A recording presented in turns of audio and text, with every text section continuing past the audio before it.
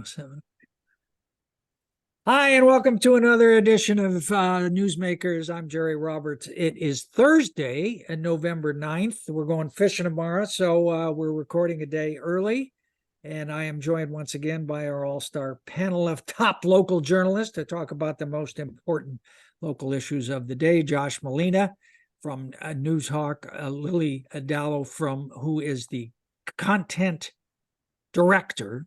Yes, online guy. I messed up your title again for KYT.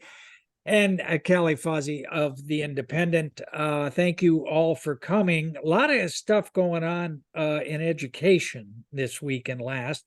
And Callie, I know you stomped Josh on the dispute between the teachers and the Santa Barbara Unified School District. So I'll let you go first on that one. Teachers are pretty riled up. They discovered that the district did not spend all the money they had that they were supposed to spend for salaries, and teacher shortage. A lot going on. What's the status? What's the latest on that? Teachers are really frustrated with the district because they've already been, rallying for higher wages for the past, year, because of insane housing costs and a salary that doesn't match the cost of living in Santa Barbara. A lot of them have to commute from other cities, and the shortage of educators, especially paraeducators, makes teachers' jobs all the more harder, more stressful. And if you're constantly worrying about your financial situation, then the stress you're experiencing in the classroom is just going to be compounded by that. And so when teachers found out that last year the district paid under the minimum required by the state, which is 55% of your money, right? Yeah, and that is the bottom. That's the floor. That's the floor. Yeah, exactly. Like in Josh's article, that is the floor. That is the minimum. And in past years, the district has only been like point something percentage above 55. So they've just barely hovered above that minimum in previous years. And then they were about like 4% under last year, which translates to about $6.7 million that was not paid to teachers. And their excuse was that one-time COVID-19 funds and expenditures skewed those percentages, so they weren't actually paying teachers less. They just had more money to spend on COVID things, so it looked like they were paying teachers less. Yeah, there's now 2023. One wonders how many more years COVID is going to be the excuse for everything in schools. So are there negotiations going on, Callie, now or not? They're not yet. They start on November 15th. They're in the works though. And, speaking to teachers, as I have been over the past few weeks, if they get lowballed, and I think it kind of depends on what, after this initial negotiation session, what the district comes back with during their second negotiation session, which will be around winter break in December. Teachers are prepared to go through the process of getting a mediator and possibly going on strike. Yeah, we've seen a lot of teachers strike, including in LA. Josh, your piece, you talked to the head of the union a lot, and he doubled back on your favorite issue, which is Hilda getting rid of all of the administrators that have been here forever. But he also pointed to the salaries of them. Is that like a financial thing that money really is going more so than to the teachers, or is it more of a symbolic thing that Hilda and the cabinet are making these large six-figure salaries? Well, these administrators, they have EDDs, and so that guarantees them that they're going to be making upwards of $200,000. So that's true. That exists when you get that degree everywhere. perspective that Osby Galindo says is, you know, we've had so much change at the top. We've had all of these longtime administrators, and Jerry, you know this better than anyone. You know, Kate's not on the board anymore, so you can lift your blinders. Wisdom and experience matters, particularly when you're dealing with an institution. And so it's not as though Hilda just came in and said, I want my team, is that these people left. They gave up jobs that they really wanted and enjoyed to go work other places. And so what Galindo is saying is, you know, that turnover sends a message to us that we don't really know what to expect out of the cabinet anymore. That Hilda is new. And a lot of these administrators, by the Well, way, she's not new anymore. She's been here 3 years now. well, yeah, but a lot of these administrators have not even been here 2 years. They don't live full time here in the district. And so if you don't run into the people who work in a community, who, you know, the teachers in the grocery store, out in the community, you don't really build these bonds that are part of what we all share when we're dealing with raising children, teaching children. It's a shared responsibility. So the idea of their salaries, I put in there to remind people she is paying this cabinet a lot of money, and these people are all new. They don't have this legacy and this history, and that matters. And that's things that fuels the teachers. They are very upset because they are underpaid and they want more money, like everyone does. But it's hard to feel like they're getting a fair shake when there's no one in the cabinet who even knows who they are. I mean, they're loyal to Hilda. I guarantee you, some of those cabinet members, if they ran into a longtime teacher in the grocery store, they're not even going to know to say hi. And I think that's what builds Yeah, a lot of the animosity. except for John Vecchio, I think. I think Well, it's John's the HR guy, so he holds Yeah. all the cards, so he'll be there forever. I think it's also interesting to note how so many donations come through for these schools for programs. Like they'll get, I'll see a press release come through probably once a month, and it's like so and so foundation donated 1.4 million to all these schools to advance their so and so program. And while that's all great, it's just interesting to note that there is money going through to schools, just not to the teachers.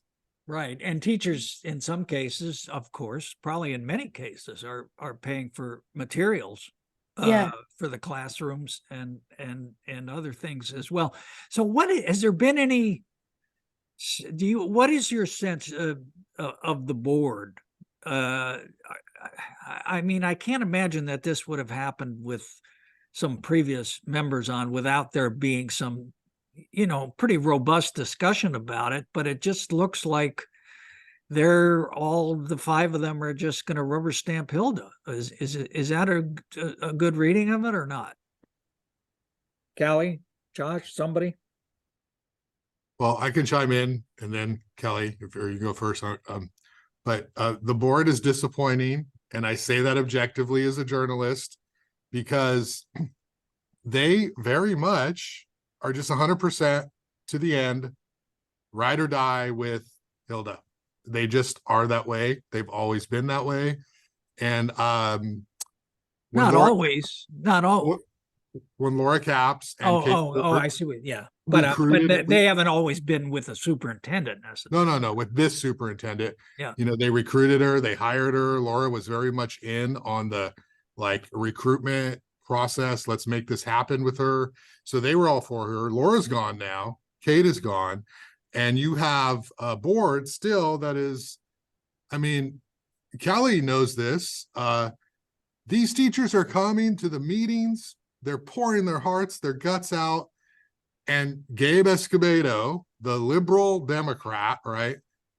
We can't have any cheering, any talking. Let's be respectful. It's just odd that there's this deference to Hilda as opposed to the public. And I'd like to remind the board members, the reason you're board members is because you represent the people, not the superintendent.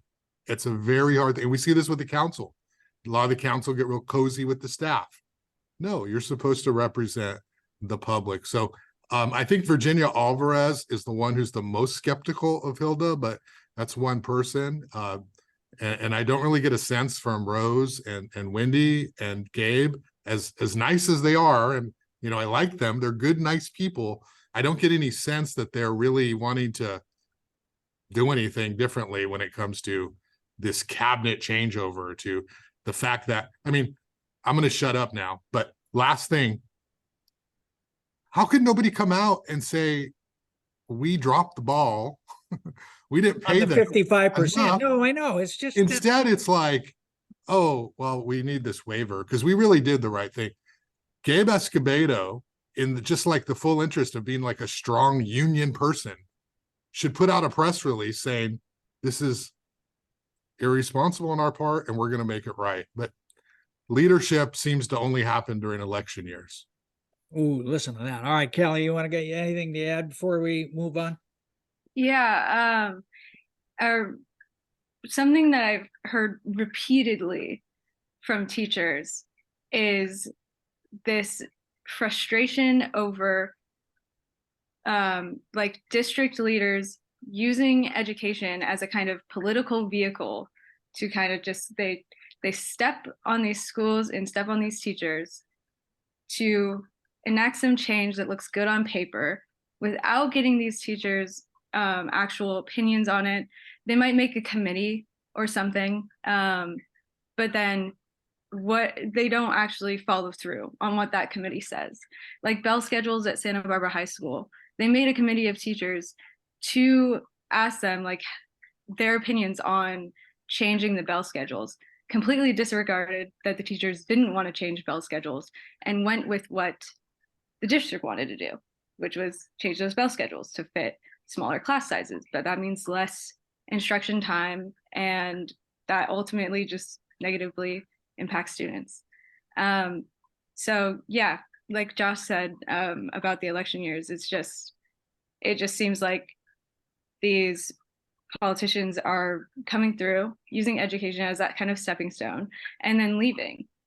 And these teachers have been here for decades. Like these teachers are teaching the children of their former students, and the leadership is just in and out the door. So it's just it's all around like it doesn't make sense.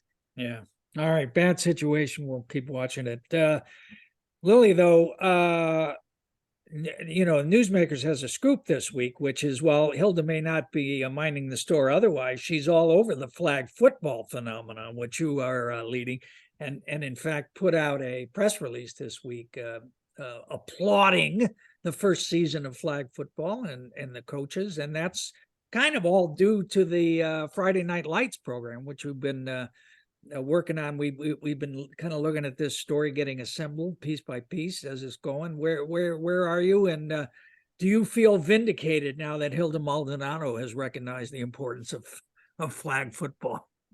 Hopefully we're at the tail end of it. There's a lot of multimedia factors going into the story that I'm really excited about. Some new things I'm trying out. Like what? So we have a lot of different voices in the story. Like there was one night Josh and I went to a Friday Night Lights event and interviewed a good chunk of people. And the story, the draft that I sent in is a little over 4,000 words. And that's including all of the closed captioning that I wrote out for like longer videos, and then just individual quotes from many different folks. And so I wanted to make sure that you know, because in the past when I've read stories, it's easy to kind of skim through quotes, especially when you don't know the person who's talking. So I'm trying out something new where I especially like working for KUIT, I film a lot of my interviews. So for all 6 or so individual quotes that I have, it's people that aren't repeated throughout the entire story too. So I wanted to make sure that you can see the person who's saying it. So I'm trying out a kind of Humans of New York type situation. I don't know if you've heard of that social media account, but So I took a picture or a screenshot of the person talking and then just put their quote over it. So those will be seen throughout the story, or that's my goal, is for those to be placed throughout the story. So that way, when you're reading, you get to see who's talking, and that way it's not just another quote with another name within the story. But it's definitely the longest piece I've written, but I'm really excited about it. Yeah. How long is your novel going to be when you when you when you wrap that up? Series. Well, I had the chance to see some of the draft, and I did have a question, which is the family, and I can't remember their name, the ones who made this all happen. Balance. They moved up here, and their kids didn't want to move up here, and the Yeah. dad really wanted to do it for a lifestyle change. And I just wondered, how are they doing? Are they doing okay? I'm just Yeah, I think they're doing pretty well. The older two, well, the oldest one, I think she's 23 and she graduated college. The okay. second one is away at Berkeley School of Music, and the other two, I think, are both in high school. The youngest one played in Friday Night Lights. The oldest one was too old. And I can't remember about the other two, the two boys in the middle. So it worked out for everybody. Yeah, it worked out in Yeah. the end. The parents said that it's more fun for the kids, like, because they have them help out whenever they're home. And they said it's more fun when they do it with their friends, they said. And I included this quote that they don't know if their kids understand the full impact of Friday Night Lights. Like, I think they just see it as, like, oh, my parents are asking me to do this thing again. And but outside of their family, the effect has been, huge. So All right. Biggest development in the I community. wanted to say too, Jerry, Yeah. because especially since Hilda put out that press release, this is not a Lily doing a story because flag football is popular at the high schools or that everyone agrees that it's a great sport. It's not a PR story for the district. This is Lily No, thinking it's not. the It's not story- about the schools. the It's about story of the young creation, people yeah. playing Friday Night Lights and how this program has evolved to this point. That's where it originated. It's from the ground up. So Yeah. we're going to see lots of people kind of like taking credit for flag football now, but it's really Lily's like idea of this incredible growth of this program. And she's talking, it's 4,000 words. mhm. I mean, that's the amount of hours she put into that is significant. This is not a rush job story. All Yeah. right. There were a few like smaller stories within the story that I hope stand out too, like the little anecdotal bits about the people that were really affected, when they've had to move and switch field space and deal with all the politics of it, but also how much it's changed family dynamics. Like, there's one story in particular within this story about about a father and daughter who he said he loves to, like, he gets to enjoy football and his Friday night and spend time with his daughter all in one, and that's not something that's common. So yeah, So it's basically being driven by girl dads. Hashtag girl dads. Is that what we're saying? All right. Last thing before we leave education, Callie, there was a nice event. Boy, it would seem pretty formal. The salute to teachers at the Music Academy. And this was I mean, there's a guy in Santa Barbara County who actually won the Teacher of the Year, or 80, right? I mean, there was Susan Salcido, our good friend, the county superintendent, presiding. But it looked like one of those things you'd read in the Richard Meinhardt's column in Montecito Journal or something like that. Yeah, it was really a really nice event. It was really heartwarming to see these teachers be recognized for the hard work they put in every day. And each of the honorees had like a personalized video of colleagues and students talking about the amazing work that they're doing in the classroom, how they're like changing students' lives or changing the way that they think about education. And it was just really, really inspiring. And, teachers don't often get enough credit or appreciation. So it was just nice to see them kind of like shell out a little bit for the teachers. And they got like an elaborate, nice dinner, free wine and everything. So I don't know. I feel like we should have more events. Yeah, like that that. was a nice piece. I enjoyed. I thought it was a good thing to cover, and it's just too bad Josh couldn't make it there as well. All right, enough nice It takes a lot to get me out of the house on a Friday or Saturday night, so I missed that one. Plus, Cammie said she invited me, but I didn't see any invitation. But we should know. Did Cammie Let me ask- invite Hilda? Did Cammie invite Hilda? I Hilda don't know, was a but was no-show. Hilda there? That's the No, question. Hilda was a no-show. I don't know. I think it's probably Cammie. I think Cammie's lost Hilda's invitation. That's what I'm going to guess. All right. So Josh, city council this week, interesting throwdown between Eric Friedman and Oscar Gutierrez, who were sort of the two most easygoing guys. I was really surprised to read that story. It seemed kind of strange. What's going on? The story is very layered and it happens over 3 weeks. So since we're here, I'm going to really just cut to the chase and people can read the stories if they want more info. But essentially, the city council eliminated remote public testimony because some weirdos called in a couple weeks or last week and said racist things, right? They wanted everyone out of the country who was not white. Okay. So they said, we're not going to do remote public testimony because we don't know that it's going to be reliable. They didn't really put out an announcement or anything. It only came up this week when they were supposed to introduce the ordinance on downtown parklets, the whole K-rail around the parklets in the public right-of-way discussion. So it comes up, there is no remote public comment. And a couple of the council members want to change their votes. They don't want to introduce it. Kristen Sneddon, Alejandro Gutierrez, and Mike Jordan's not there. So it's this 3-3 tie. And then Oscar Gutierrez says we should delay, or others said it. Oscar agreed we should delay this until Jordan gets back. And then he says the fact that some of his colleagues do not want to delay this, particularly when we can't have public comment, public testimony, remote public testimony.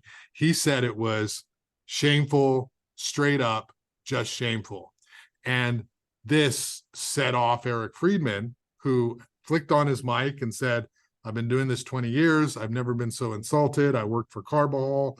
I'm an elected official. I think it's shameful that you would say I'm shameful just because you disagree with my vote. And all I'm trying to do is be consistent with my previous vote. It got out of hand. I've talked to the council members since this meeting. They're so embarrassed by the whole exchange. And by the way, some context. This is why we do watchdog journalism, Josh. Well, some context is, they're having this whole discussion about partnering with the owners of Paseo Nuevo to build 500 units of housing. It's a development agreement. It's a specific plan. And these people are watching this meeting. They can't even agree. They can't even stay consistent with their votes from 2 weeks ago.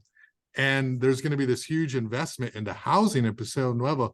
So that really, what I've heard, makes those discussions more complicated when you've got this petty bantering. The other part of this is the council eliminated remote public testimony, not the council, the city administration, without telling anyone.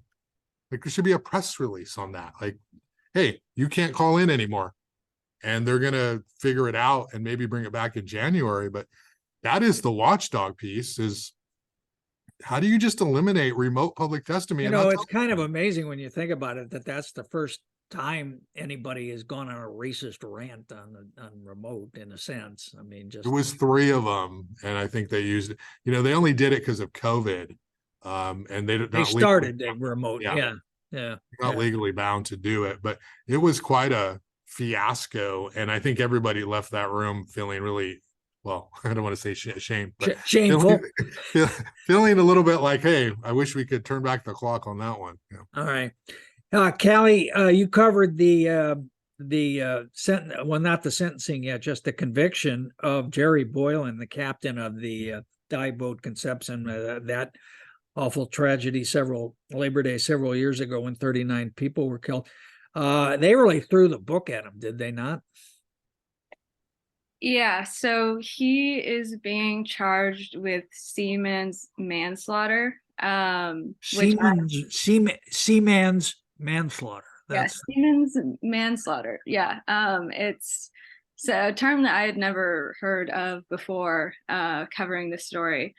But basically, it's finding him guilty of negligence and failing in his responsibilities as a captain to, I guess, equip and prepare the crew to like respond to emergencies in a appropriate and effective fashion.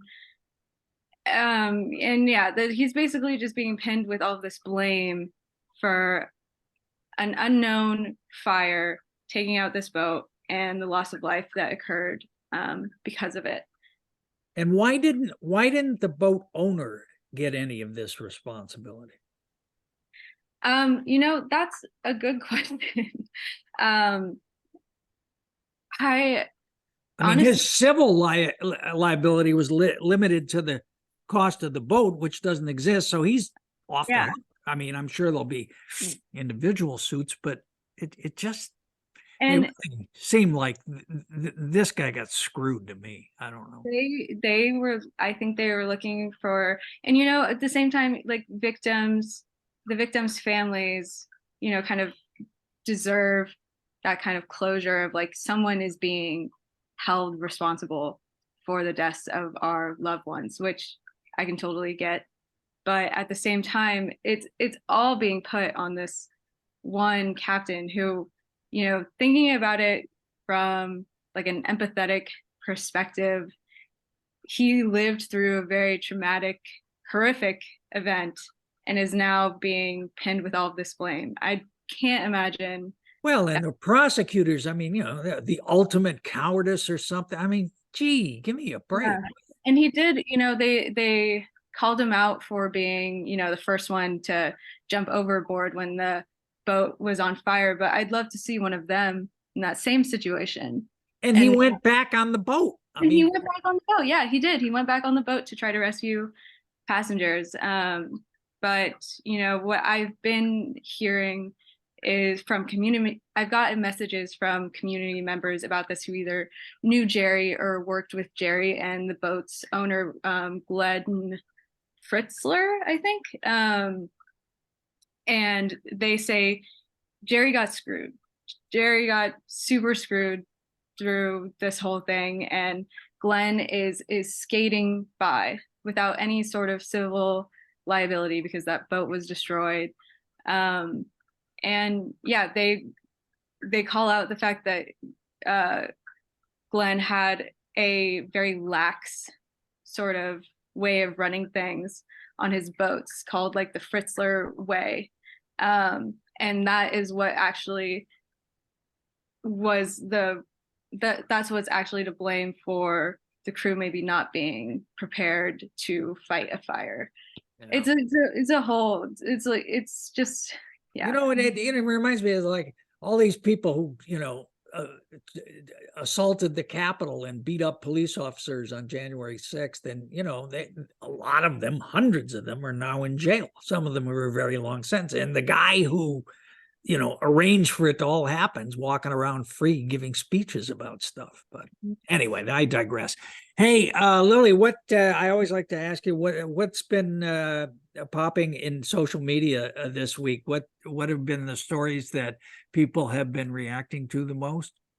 It's definitely a lot about the Israel-Palestine Hamas war going on. It's a lot of the same posts, a lot of the same personal testimonials.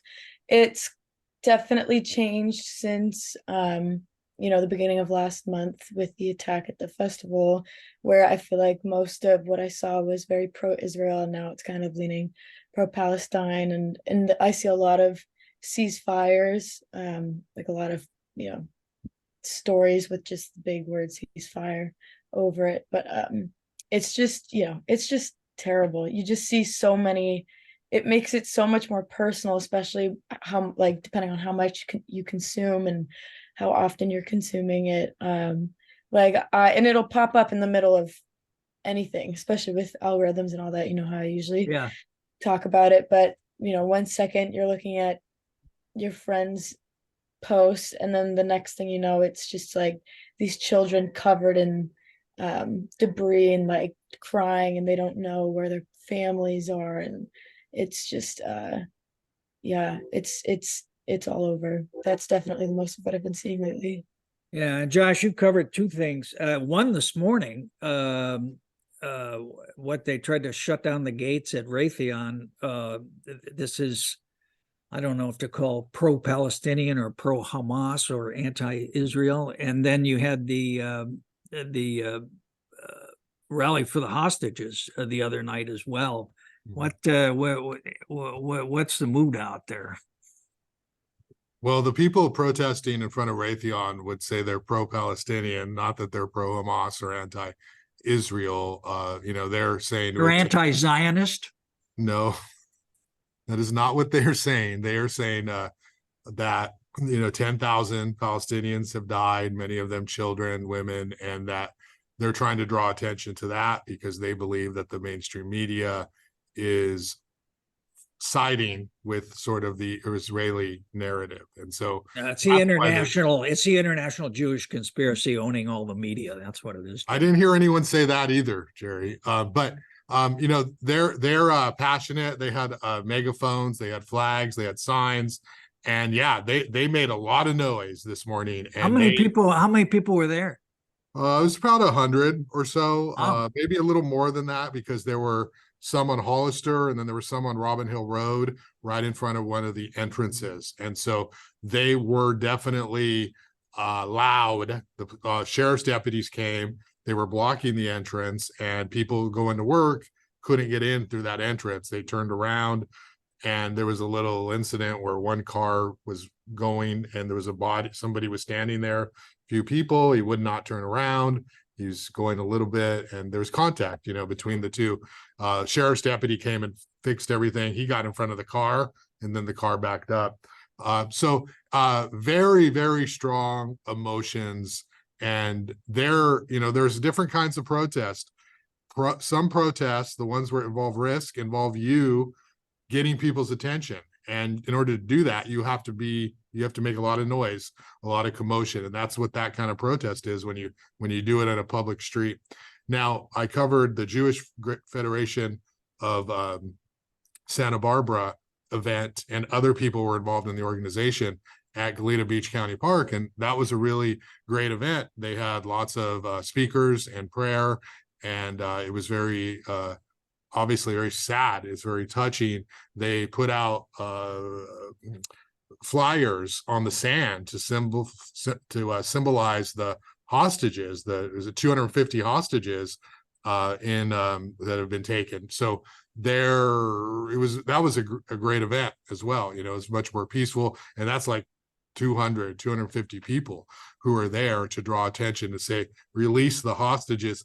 There was a guy who has cousins who've been taken hostage in Israel. And so he was sharing his very touching, poignant story about that. So I will say, what I do appreciate about covering both of these events and multiple ones that I've covered is that both of them feel very strongly, and it's all very personal and heartwarming and touching. And I don't hear anybody on either side saying, that someone else is bad.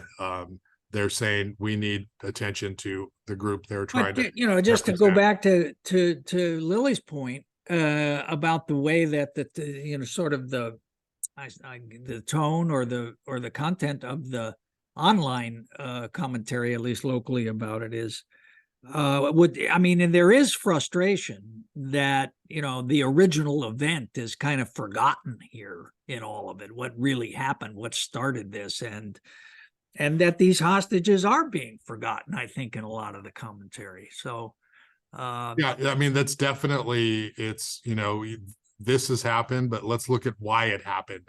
And then the other side will say the why it happened actually started a long time ago. So how far back do you want to go?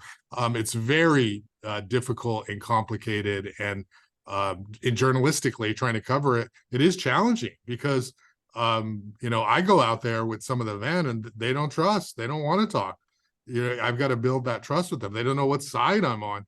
And it's like, I'm not on a side. I'm here to capture this journalistically so everyone can read it, watch the photos, and they can have more information, which is what we do. That is our job. And so that's kind of what it was. But yeah, it's very Yeah, emotional. I don't want to see you quoting anybody saying, using the word recontextualize, Josh. Okay. I don't use words I can't spell. I'll tell you that much. So. All right, we got to go. But Callie, I got to ask you, what was more fun, Fields of Funk or seeing the new baby giraffe?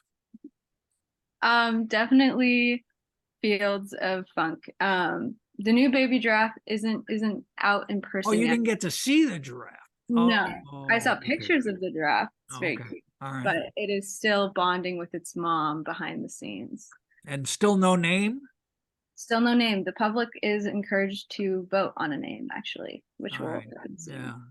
And I was just, I mean, that Fields of Funk thing, I guess it's been going on a couple of years. That's a big deal. That's a major production. I mean, they shut I couldn't walk Henry up there for a couple of days. That's how bad it was. It was a really good time. And, you know, for like $60 a ticket, you got a full day of really incredible musical performances and cheap drinks, and yeah, it was a really But fun it got time. cold. Got really cold. Did get really cold. That was yeah. I need to dress warmer next year. Lily, are you aware that next year Callie's going to Fields of Funk dressed as the Grinch who stole Christmas? I don't know how I'd be aware of that. Is there a Well, reason if behind you read her story, you'd find out. It was all in there.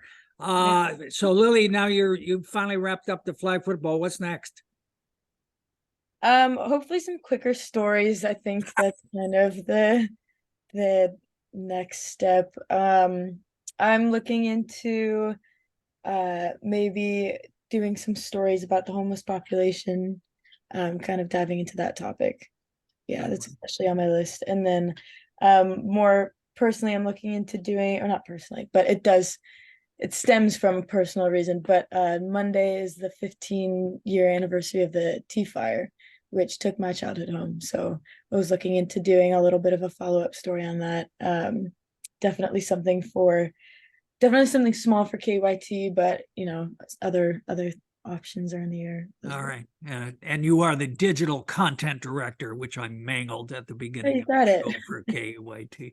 All right, Josh, you have the head of the Republican Party on the podcast this week. I'm gonna get so much email after the show. Oh my goodness, yeah. They're really they're going to turn things around.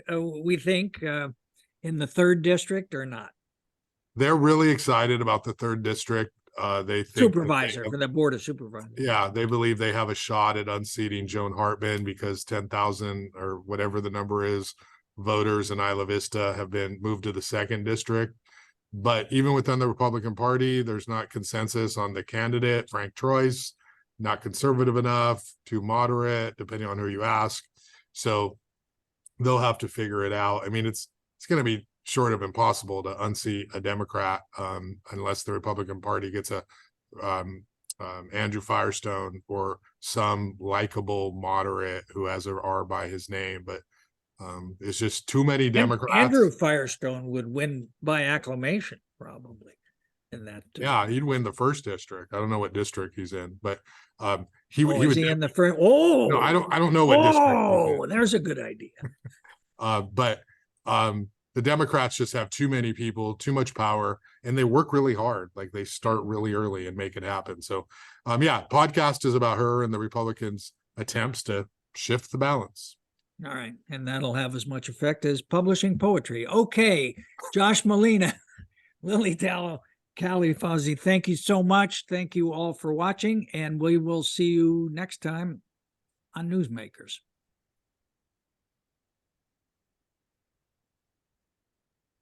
Wait,